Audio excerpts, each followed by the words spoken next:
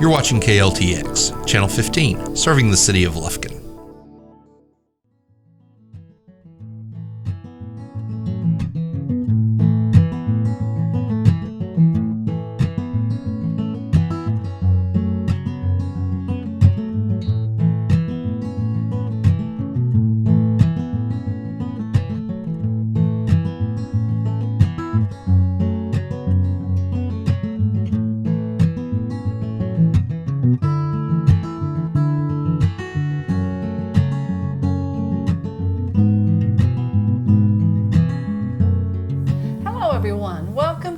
Edition of Forest Country Gardening. My name is Elaine Cameron and I'm an Angelina County Master Gardener.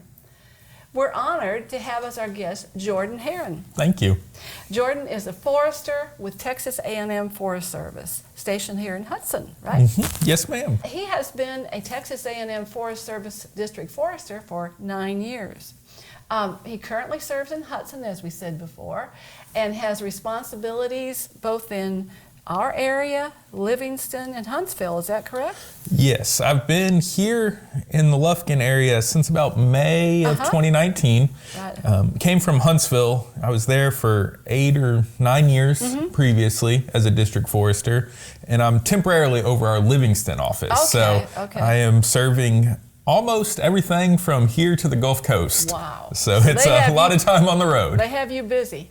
And congratulations are in order in receiving the 2019 Vice Chancellor's Award in Excellence for Public Service. Thank you. It's a huge honor. Congratulations. So today our topic is a selection and care of trees for the homeowner.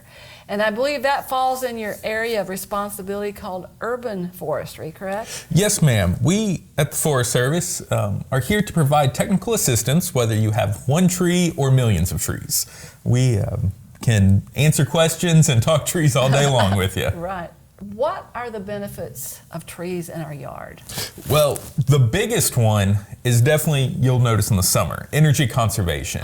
Planting trees to block some of that sunlight off of your roof in the summertime can have huge, huge energy saving benefits to it.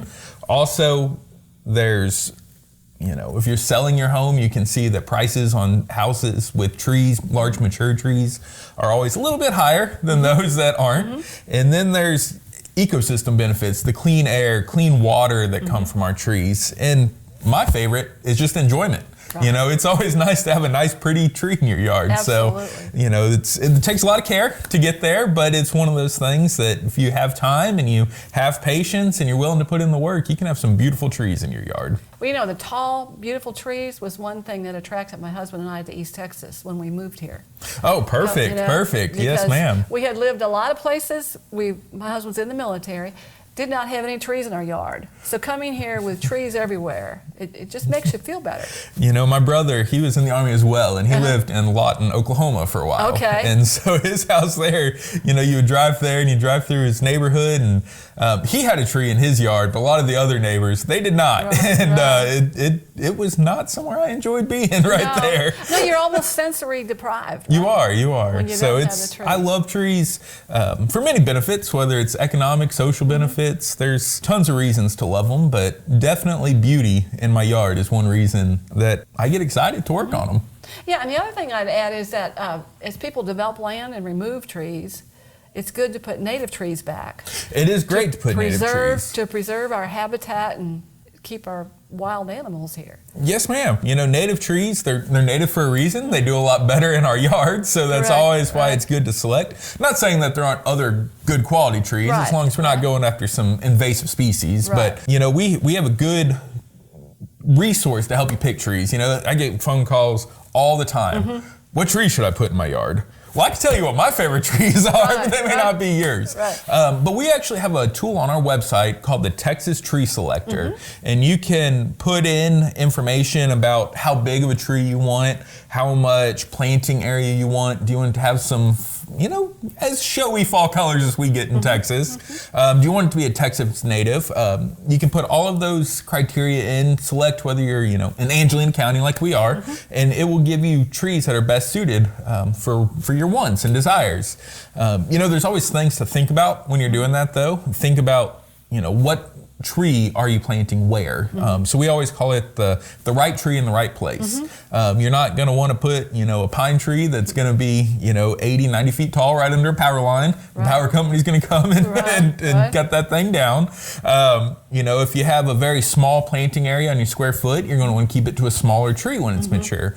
So there's a lot of different criteria to think about before you pick your tree, but always, having something in mind of what your favorite tree is and what it's going to look like at maturity is a huge one to be planning from the beginning. Yeah, and it's important to visualize what's it going to look like when it's mature. That's right. Not That's this right. cute little tree is going to grow into something large. That's right. You might be planting something that looks like a stick to you today, but 10, 20, 30, 50, 80 years from now, what is that tree going to look like? You're definitely planting trees for the future, and that's always something to be thinking about. As foresters, whether it's urban forestry, traditional forestry, we're always thinking about the future, and that's huge when it comes to planting a tree in your yard. Just making sure you pick the right tree for the right place. Yes, very important. And I came across the word provenance when it comes to plants. It's important to get plants that are selected for our area, but also that grew in our area, right? The closer to home, the better. Right. So seed source becomes very important. We talk a lot about it in traditional forestry because you can move hardiness zones, you can move east, west, north, south, but you have to be smart about it. And the same thing comes from when you're selecting trees for your yard. So we're used to going and nurseries around here are great. Some of the more established nurseries, you can go and ask them questions, find out exactly kind of the seed source, or at least their liner, it's called liner stock before they get it, where it was grown out, and they can give you a little bit more history than maybe going to some of the big box stores. Right. Usually you see things that are pretty well adapted to around here, and they kind of hit more generalities, but if you're looking for very specific tree types, hitting up a local Texas nursery is definitely a great idea. Can't beat that. So we've learned how to select the right tree for our yard. Can you tell us a little bit about planting a tree? Yeah, so planting a tree, we always think you just go dig a hole and you throw a tree in it and you put some dirt back on it, but it could be a little bit more complicated.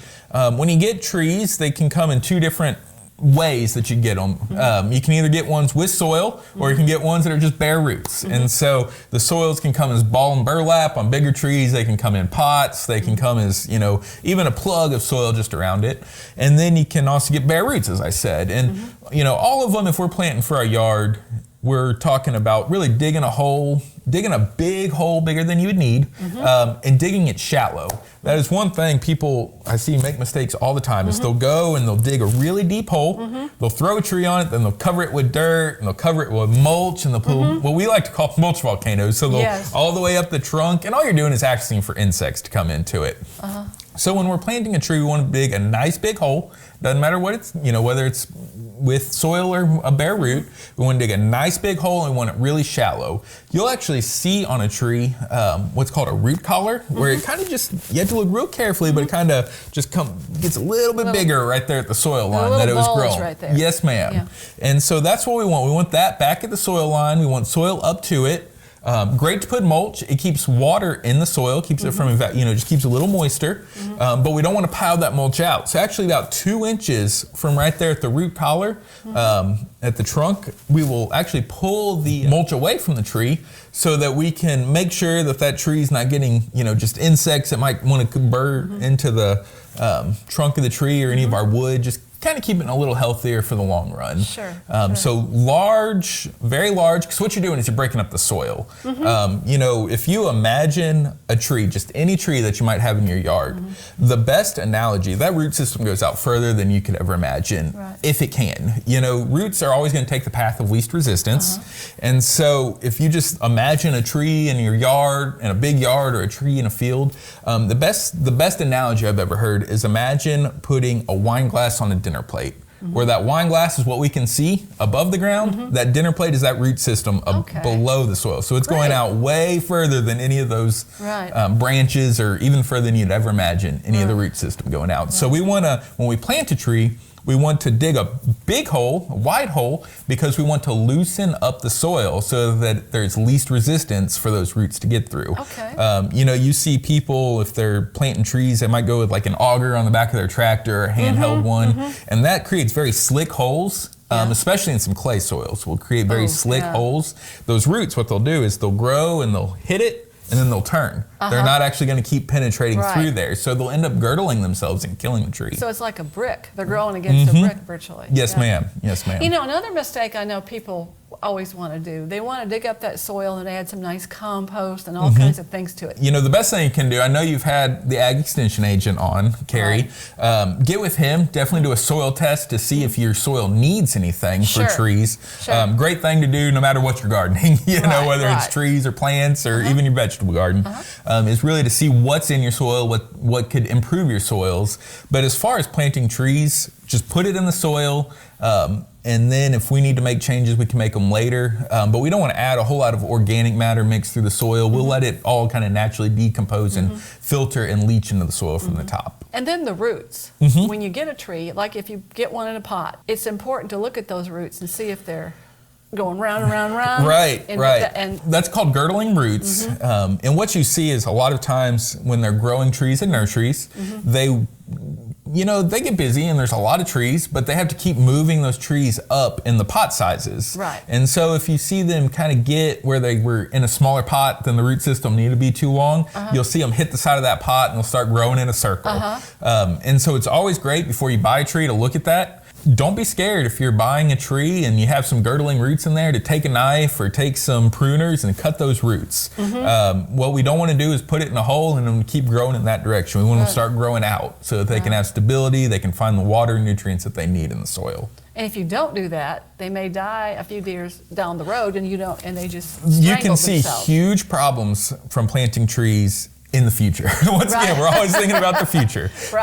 So if you're growing, you can get a big root that's growing right there, and especially if it's growing right as it gets close, that trunk's going to keep growing. You get a girdling root right there around the trunk. It can actually choke itself. And so we want to cut all of those roots before we plant them. We want to really break up that form that those roots might be in a pot, and really just kind of shake it up a little bit before we put it in our hole and kind of recover it with soil. And not be shy about that. Not be shy. Everybody, I'm not saying you want to cut all the roots, but you definitely want to, break them up, trim them, definitely get them out of the form that they came out of that pot. One thing that we always want to do is the two things that I always look at in the store is the root system. If I'm going to a nursery, I'm going to any store, I'm not shy about grabbing the tree, actually pulling it out of the pot, kind of taking some of the soil out, messing with the root system, clean it up a little bit, be nice, but don't be shy about not looking at that root system, because that's super important for you.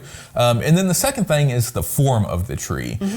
What you always want to start, we call it training your tree, but pruning it while it's young, because you want to develop what we call a central leader, so that tree is going to grow straight and up. We're not going to want, you see a lot of forked trees out there, and a lot of that can be either pruned out when the tree is young and planted, or you can choose a little bit better stock at the nursery. So I'm always looking at the form of the tree to make sure it has good branching pattern. I'm not going to have a forked tree in the future, or something I could take care of while it's still young.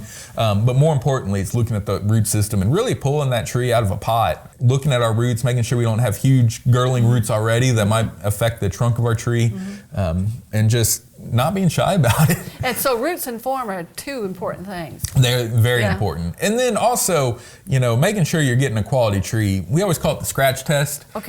So, go out to some of the top of the tree, some of the limbs that might be on the tree, and even in the wintertime, it's still going to be green under there. So making sure you take just your fingernail and scratch and make sure it's not dry throughout already. Yeah, I know we sell trees at our fall plant sale a lot. And people will be distressed because the leaves are old and even a little bit, they don't look so good. And we just tell them, well, it's the time of year. Yeah, wintertime is hard. Those leaves are worn out, and that's it's not necessarily indication of the health of the tree. That is right. In the fall. That is right. You go, once we start hitting those first freezes, the days are getting shorter, trees are starting to stop growing, They grow in the spring, the summertime. The root systems still grow in the fall and the wintertime, but what we see above the soil, it's pretty much shut down. And so the leaves may or may not stay on. They may be brown. They may not look good, but it is no indication of the health of the tree. You'll really start seeing those buds start swelling in the spring, and you'll see new leaves start coming out. So it's not anything that you can judge in the fall time of the health of a tree just looking at the leaves. The bare root planting, that's an important thing. I know It's a season of dormancy is when you plant bare root trees. Right. All trees, the best time to plant them in Texas is really November through about the end of February. Right. You know, March, if we have, you know, a tree in a pot and we can keep it watered. But, you know, the earlier in the winter and late fall that you plant a tree, that tree is going to be developing a root system. It doesn't matter whether it's bare root or a potted tree. They're both going to be developing root systems. They use those carbohydrates that are stored in the tree to develop those roots in the wintertime. And so planting it early in the wintertime or late fall really lets it build out the root system and be prepared for our rough Texas summers. Right, you know, Texas summers can be very, very rough on a tree, and the more root system it has, the better prepared it'll be for that first year. Right. And you know, there is a tree giveaway. I believe that happened last month. Yes, at the end of February. The Forest Service had tree seedlings. And so if a person didn't have time to plant them right away, probably a good thing would be put them in a pot. Put them in a pot, yes. Where you can keep a good eye on them. Take care of them. Keep them watered, and then plant them later in the year when you have time. Yeah, just wait till the next winter and plant them then. Probably the next fall, so baby them over the summer, keep them watered, keep some organic matter on them in that pot, and just let them grow. You'll see the root system develop. Be careful about the pot. I mean, you want to plant. It's always better to go a bigger pot than what you're expecting, and then go a smaller pot. Right. When you're planting, you know, kind of keeping those trees alive during the summertime. Right. But I've done it with pine trees. I've done it with post oaks. You know, I've done it for my own yard plenty of times. So you have a nursery of trees out there. That's right. Because you don't always have a place or time or whatever to get it in the ground right away. Yes, ma'am. But that is a great thing, because we have gotten trees from the giveaway, and we have beautiful cypress trees in our backyard. Cypress are great selection of trees. Hard to believe they came as little twigs in there. And that's Beautiful one thing trees. a lot of people don't realize is, you know, they see these little things, it's just like a little stick you can find on the ground or whatever. Right. But, you know, going and planting that where that tree's going to live for the rest of its life is way better than ever transplanting it from a pot or something, because it's getting used to its environment, and it's going to be able to just grow. It's not having to worry about being transplanted later. It's not worried about having to switch pots as it grows its root system. So you really see huge benefits from planting one of those bare root seedlings in its final destination, and it really just gets to focus all of its energy on growing. Just growing. Yeah, it's not being shocked, and it actually catches up with bigger trees, I think. They do. You can, in the right site, of course, you know, site is very important, but in the right site, you will just get leaps and bounds and growths off one of those bare root little baby trees that are planted. Right, so when you get those trees, it's good to go to your website, do that research. Yes, ma'am. Find out what it needs. Yes, ma'am. Every tree has a different requirement. Right, there's some trees that like drier sites. There's some like your cypress, they can do better in wetter sites. You'll see those planted. You go down to Houston or Austin, San Antonio, where they have those kind of tree planters, limited space. You'll see them plant a lot of cypress there because they do really well. Right. But you know, they do well in wet sites, and so planting that in a little bit wetter site where you might try to plant, you know, a live oak. A live oak's not going to do well in a wet site. Right. You know, something that just stays wet all the time. So planting the right tree in the right site will definitely help you leaps and bounds. Great. So Jordy, tell us about the trees you brought today. Well, I brought different examples. So we were talking about bare root trees. This is an example of a green ash bare root that you can plant. Then we talked about plugs, which is what we use a lot in commercial forestry.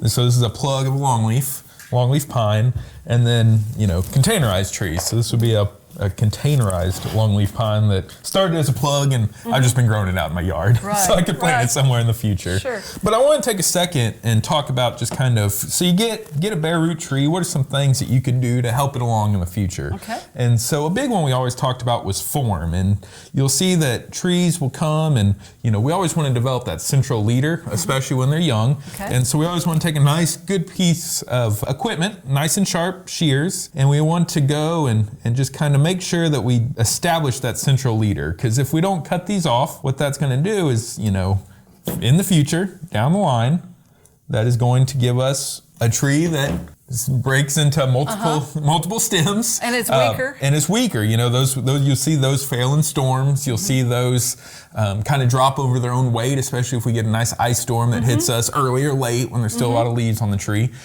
So we're just trying to get that central leader and get it to grow nice, strong, straight, and tall. Some other things we want to look at are some of our root systems. So I told you, don't be scared to actually mess with the roots, untangle the roots. These, since they're not grown in a pot, You know, they have pretty good root systems. They were probably a lot longer before they were lifted out of the nursery in the bare root stage. So we don't need to prune these too much. Sometimes you'll see huge root systems that are, you know, almost as big as the tree itself. Correct. If you're having problems getting that in a hole that you've dug or anything, you know, you can go ahead and prune those a little bit. But you don't, you know, good rule of thumb, you probably want to leave about 80% of the root system in mass before you plant it. And this has a nice taproot. It does have a nice taproot. That'll fan out over time, but right now when it's young, it'll give us nice stability. And then the last thing I wanted to point out to you was right there, you can kind of see what we were calling the root collar. So you can see on these a really good transition from where it goes from our roots to our main stem. Right. And so that's the line where we want to make sure that the soil is back to, right there. We don't want to, you know, bury it here with soil. We don't want the roots sticking out. We want to get the soil level right back to about there when we're planting it in our yard. And the color shifts there The too. color does shift there. So it makes it nice, easy on these green ashes. Some of our other species are a lot harder. Right. Now, if you are doing like a potted tree and you're pruning roots, do you need to prune the top of the tree as well as the roots, or can you just prune the roots? It's more important to prune the roots than when planting it. You know, this is kind of your one and only shot at it. Compared to we can come back and after the tree gets established and it's growing its root system, we can come back and prune the top. Okay, but you don't need to worry about pruning the top because you prune the roots. Right, you don't need to right now, no ma'am. And the plug, now planting that. If I were planting that in my yard, tell me how big I'd make the hole in proportion. Well, these are what we use in commercial forestry a whole lot. And so we actually plant these with a dibble bar, which basically we have a great video on our website about how to plant with a dibble bar. But all you do is open up a tiny hole in the ground. So you open up a hole, you stick this in there like that, and then we just close it up. Okay, so easy peasy. Right, you know, a long leaf is a little different. We actually want to plant these a little shallow so that the top of that plug is sticking out, because the part of the tree that's going to grow is actually underneath all of these needles. And so we don't want to actually bury it with soil, so we plant these a little higher just so that we don't put it in soil and kill the tree. But most of the time all other trees and plugs we're looking to put right there about that soil level, as close to it as we can. The big thing with these is we want to make sure that there's no air gaps. You know, when we're using a shovel and we're planting a big tree, we're pretty good about making sure that there aren't air gaps. But when we're planting these little ones, we always want to make sure that there's good contact of soil on both sides of the root system.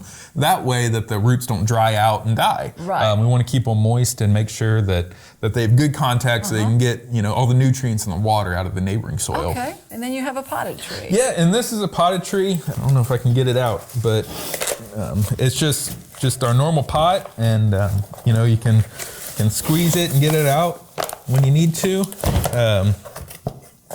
This one's having a little trouble today, and I'm making a mess, but this one just, you know, don't think that it has to look like the pot when you pull it out of there. If soil's falling off, that's great. That's okay. It's just gonna break up the sides and let any roots that are in there kind of grow out straighter when we do plant it. So probably better to have a tree like that than one that's real tight in the pot. Yeah, you don't want one real tight in the pot. You always want to you know, kind of shake up that soil, shake up the needle or the roots, and make sure that they're kind of just ready to grow. And we don't want it looking like it's still in a pot when we plant it. Right. And when you're planting a tree, maybe later this spring from a pot, you wouldn't be using a bare root later in the spring. You wouldn't want to use this. Now that we're in March and going later on into the spring, you're always going to want to plant a potted tree, and make sure that you water it, because it's having to play catch up with its root system now wherever you plant it. So making sure that you have the availability to get it watered is very important. You know, Arbor Day is normally in the spring nationwide, National Arbor Day. But in Texas, we actually put it in November because that is when we want to plant trees, and we celebrate it, you know, the first Friday in November, and what we're doing is getting those trees in the ground so they can survive our tough Texas summers. You know, it's a lot harder to survive summer here than it would be up in New Hampshire. We want to give our trees the best chance we can. And just a little bit about watering when you plant. I mean, some people, underwatering, overwatering, both can be You can do both, and it all depends on the species. The best thing to remember, most people water for their turf. When you're watering for trees, long infrequent watering. So, especially when we have watering systems set up or underground sprinklers in our yards, you set it for a couple minutes every couple days. Great for your grass. Grass gets really used to it. But our trees, the grass absorbs all that water, so our trees never get it. So we want long waterings, so a lot longer than we normally water our grass, but infrequent. So we're doing them every few weeks, not every week or every couple days. And long and slow. Long and slow, yeah. Even dripping is a good way to do it. That reduces your evaporation of the water, so no problems there. It goes down deeper. Yes, ma'am. And we'll talk more about that in the summer. There's tons to talk about when it comes to tree care. But when planting new trees, don't forget your baby trees. That's right. They're going to need frequent watering. Frequent watering. They don't have the root systems right now, so we need to make sure that we keep that water for them. Couple of years. Couple years, good rule of thumb. Really pay good attention to them. Yes, ma'am. Well, thank you, Jordy. That's been really informative. Thank you. I look forward to being back. Okay. Mark your calendar for these upcoming events. The Angelina Master Gardener's Noon program on Tuesday, March 17th, 12 noon to 1 p.m. will be at our greenhouse in the farmers market. Master Gardeners will hold a workshop on seed propagation for the landscape. Cost is $5 for materials. Call 634-6414 to reserve your place. The Angelina Master Gardener Spring Plant Sale will be held on Saturday, March 28, 8 a.m. at the Master Gardener Greenhouse in the Farmers Market. Texas Tough Plants will be available for sale. Proceeds fund educational projects of the Master Gardeners and scholarships for Angelina County graduates. Come early for the best selection. Now this concludes the March edition of Forest Country Gardening. Until next time, this is Elaine Cameron wishing you happy gardening.